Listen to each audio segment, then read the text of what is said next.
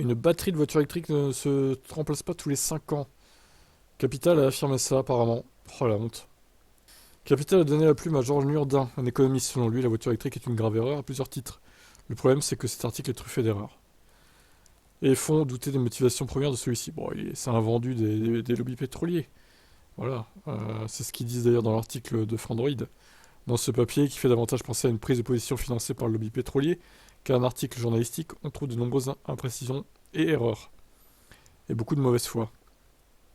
Ah, mais encore une fois, il y a des gens qui lisent Capital sérieusement et qui prennent pour argent comptant ce qui est dit dedans en fait. Et ils y croient. Mais ils se font manipuler en fait, ces gens. C'est terrible.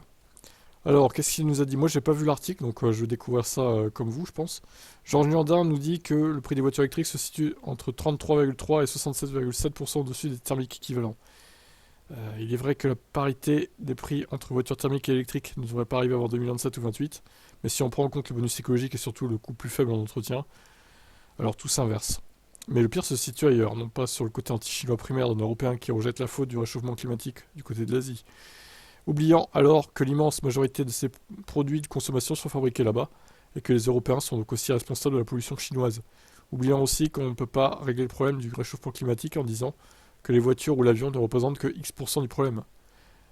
Le pire se situe encore ailleurs, la durée de vie des batteries. L'homme dit que l'entretien d'une voiture électrique coûte cher, mais surtout que la batterie doit se remplacer tous les 5 ou 6 ans. Mythomane. Mytho, Georges. Georges le mytho. Voilà. Non mais c'est vrai. Moi, encore une fois, j'ai une Peugeot Ion qui a été mise en circulation en 2011. On est en 2014, 13 ans. Alors, on est en 2024, 13 ans après, d'accord? La batterie de traction n'a jamais été remplacée. En 13 ans. Eh oui. Je prends cet exemple à chaque fois parce qu'il est très parlant, je trouve. En plus, il parle même pas d'un nombre de kilomètres. Il parle d'un nombre d'années, en fait. Ça n'a aucun sens. Il précise que la batterie représente 70% du coût du véhicule. Et il dit autant acheter un véhicule neuf. Et quand bien même ça serait vrai, en plus, les batteries sont garanties 8 ans. Donc, Georges, n'importe quoi. Georgie Boy. Difficile à dire, mais ce qui est sûr, c'est que cet économiste raconte n'importe quoi. Les premières voitures électriques grand public de masse sont produites depuis plus de 10 ans. On pense notamment aux Zoé, Leaf ou encore Tesla Model S.